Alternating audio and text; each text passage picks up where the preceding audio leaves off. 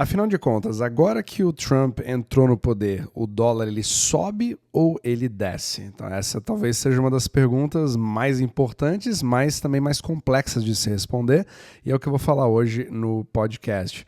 Então, é claro que fica difícil de falar sobre outro assunto, porque ele literalmente já começou fazendo uma série de mudanças, ameaças, né, revogação de leis, outras que foram implantadas e várias promessas de campanha que já estão meio que dando andamento já no primeiro dia de mandato. E isso vai afetar, com certeza, todo o panorama macroeconômico, principalmente porque o dólar afeta o sistema euro-dólar fora dos Estados Unidos e acaba afetando a sua vida, né? Todos nós, praticamente. Então aqui, ao ter o Donald Trump de volta à Casa Branca, você já tinha muitas das expectativas sobre como ele já age, mas é um governo que talvez a versão 2.0 pegue vários de surpresa, né? A não surpresa é o fato dele fazer às vezes alguma coisa que o mercado não leva muito a sério, ele vai lá e faz, surpreendendo o mercado, né? Talvez aquela questão do Canadá ou da Groenlândia, ou sei lá, por muitos pode ser visto como uma loucura, por outros você pode relembrar que o famoso muro também foi visto como uma loucura e hoje é praticamente faz parte de todo mundo, né? Todas as nossas vidas. Então, vai ser muito interessante ver em relação às atitudes que se tomam em relação ao dólar e como que isso vai afetar. Então, nesse exato momento, nós estamos numa situação onde o dólar em si, ele já vem de uma força que não veio necessariamente por conta da entrada do Trump no poder, mas sim por conta de uma condição macroeconômica que já vinha sendo feita ali há vários anos. É literalmente o milkshake do dólar fortalecendo cada vez mais. Mas é claro que isso nunca, eu sempre relembro isso aqui, isso nunca vai de uma forma linear. Então vai ter momentos onde o dólar relaxa e vai ter momentos onde ele aperta, que até condiz com a teoria do sorriso do dólar, que eu posso voltar a falar aqui no podcast. Eu só mencionei isso uma ou duas vezes no máximo, mas vale a pena a gente relembrar depois, quando tiver mais tempo. Então, essa questão é que, na verdade, o dólar funciona como um pêndulo. Então, você vai ter momentos onde ele vai dar um certo aperto e vai criar problemas ao redor do mundo para poder obter esses dólares para pagar suas dívidas. Em outros momentos,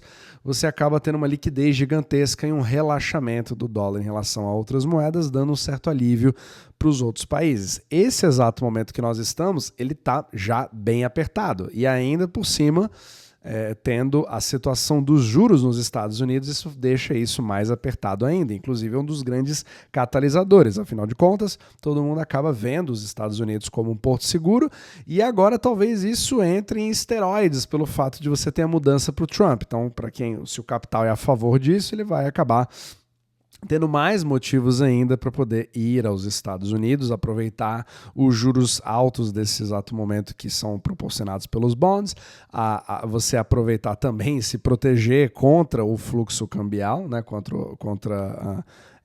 o câmbio que poderia ser desfavorável em relação à sua moeda e ter alguma exposição participando desse mercado. Afinal de contas, já aí no primeiro dia que nós estamos hoje de sessão, né, pelo menos até agora, os mercados estão assim positivos, mas bastante voláteis ao mesmo tempo. Então tá aquele ânimo, mas aquele ânimo até demais, né? Que vai para cima, vai para baixo, etc. Mas em princípio está animado. Agora, Bitcoin nem se fala. Esse realmente explodiu. Foi ali, nesse exato momento, tá ali para $107 mil, certo? Por Bitcoin.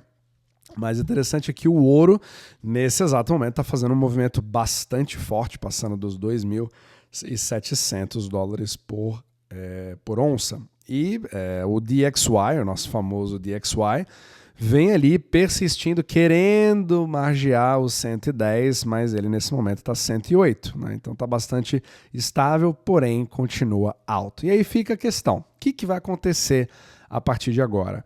O que talvez o Trump preferiria, e ele já falou isso algumas vezes, eu gostaria, ele já disse, né, palavras dele, ele já disse que ele gostaria de deixar isso mais fraco. E claro, existe um grande motivo para isso. O fato de você ter uma moeda forte em relação às outras não te dá o poder que você acha que dá, né? A gente acha que isso é uma coisa boa para o país que o detém, mas quando o grande objetivo dos Estados Unidos é uma reindustrialização, uma menor dependência da China, por exemplo, ou algum outro tipo de favorecimento, né, com tarifas que ele falou que vai fazer no mundo inteiro para poder proteger a indústria nacional, não é interessante você se tornar um exportador e fabricante se a sua moeda for forte demais. Afinal de contas, seus preços ficam muito altos. Isso é uma coisa da qual a China, inclusive, pode usar ao seu favor, já que o yuan está ali, né, caindo ali para 7,33, 7,34, né, caindo cada vez mais em relação ao dólar. Então isso, mas por outro lado, isso favorece bastante, tanto que eles têm uma balança comercial simplesmente invejável. Agora, por outro lado, você tem aquela questão de você querer fazer essa industrialização protegendo com tarifas, mas muitas vezes, caso você tenha a tarifa de fato agindo, é isso que é importante a gente entender.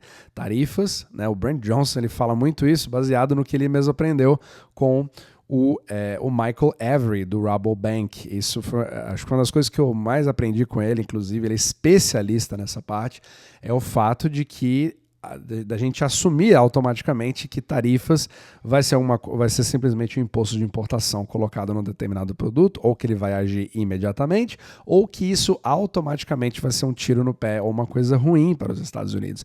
E não é assim que as tarifas funcionam. Nem todas são ruins, ou nem tudo automaticamente é ruim. Isso significa que estou defendendo a posição das tarifas? De forma alguma, mas isso é usado muito mais como uma ferramenta de negociação do que de fato algo que vai criar uma mudança na mecânica monetária, né? Essa mudança ela acontece durante as negociações e as ameaças. Afinal de contas, se você avisa que alguma tarifa vai entrar em vigor em algum momento, você já começa a ter as mudanças, inclusive na balança comercial, em preços, etc., para poder ou burlá-la ou se proteger antes que isso aconteça, ou mesmo uma mudança de política onde esse exportador não vai ter outra opção a não ser criar a sua própria capacidade fabril dentro dos Estados Unidos. Mas a tendência de você usar do protecionismo, ou do mercantilismo, digamos assim, que é uma tendência que vem acontecendo, você cria uma força contrária ao envio de dólares para fora dos Estados Unidos, que é vital para o sistema eurodólar. Ele só consegue se financiar de duas formas. Ou você cria dinheiro a partir dos bancos internacionais, mas os bancos têm que se arriscar e emprestar para outras pessoas, né? Porque é assim que o sistema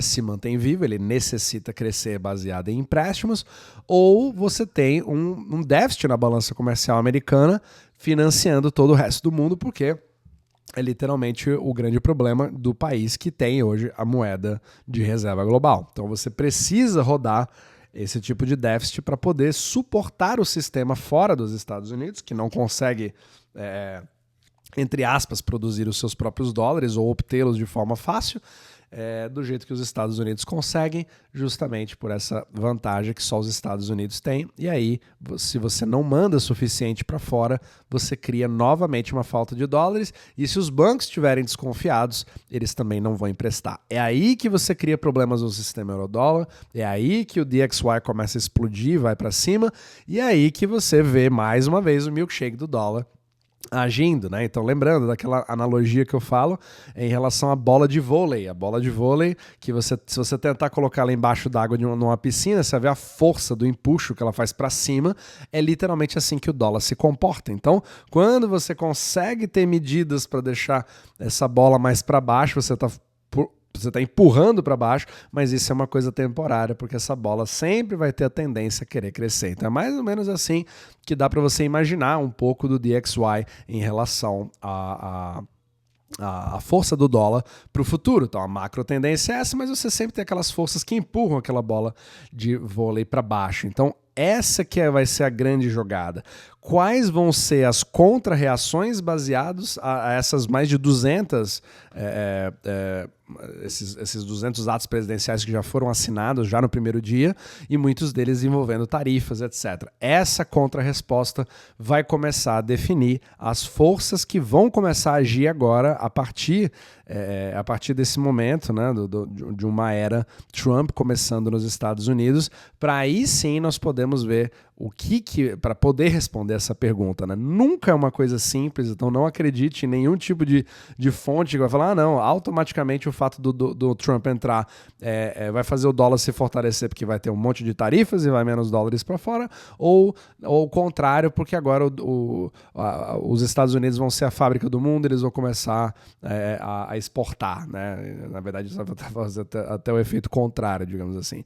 Então, você não pode cair em uma narrativa ou na outra. É um monte de contracorrentes indo ao mesmo tempo, e isso vai começando a definir para onde vai. Mas nós começamos já imediatamente com DXY alto, juros altos, expectativas do mercado de que a inflação nos Estados Unidos não vai ser controlada tão cedo, e agora talvez por motivos diferentes, né? Porque você tem ali, às vezes, um otimismo talvez excessivo, colocando toda a esperança de que agora o Trump vai realmente